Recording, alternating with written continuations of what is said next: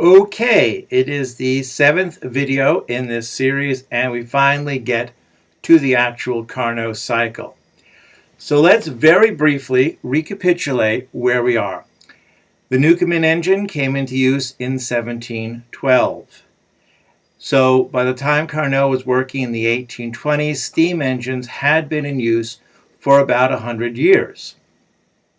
James Watt had made improvements on the Newcomen engine and had created a double-acting piston, which you saw here.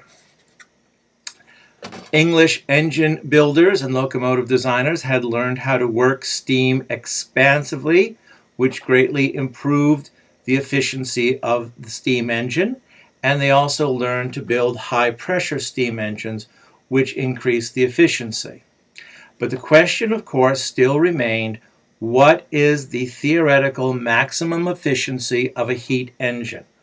What can this do for us in a perfect world? What can the Platonic heat engine do?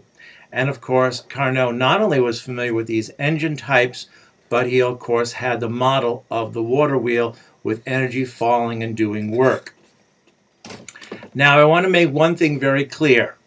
Whereas these other engines all had valves to let steam into and out of the cylinders, Carnot's ideal or perfect heat engine just had a cylinder. The steam was in the cylinder, and there were no admission of steam to the cylinder or exhausting from the cylinder. So Carnot's system, or Carnot's heat engine, is going to be completely isolated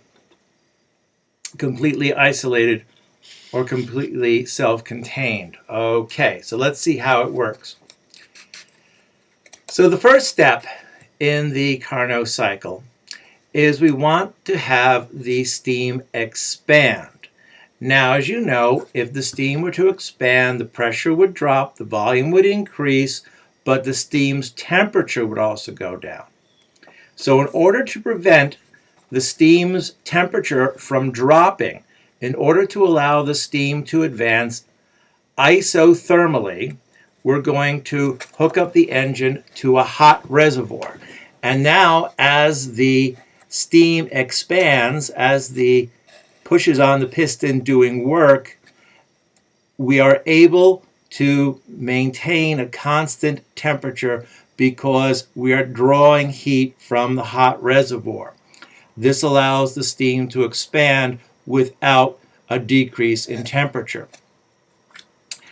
Then we allow the steam to continue to expand adiabatically. That is, there is no movement of heat into or out of the system.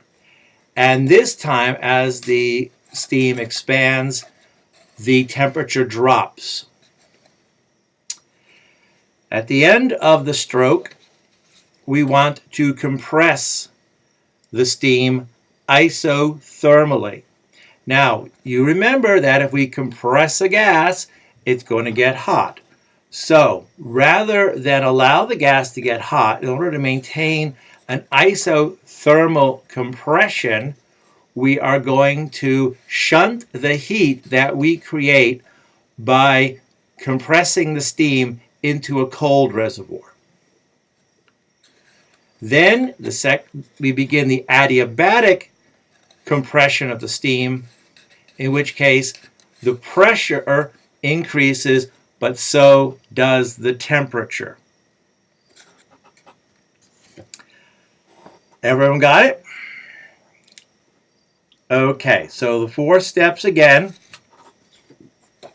Isothermal expansion, in which case the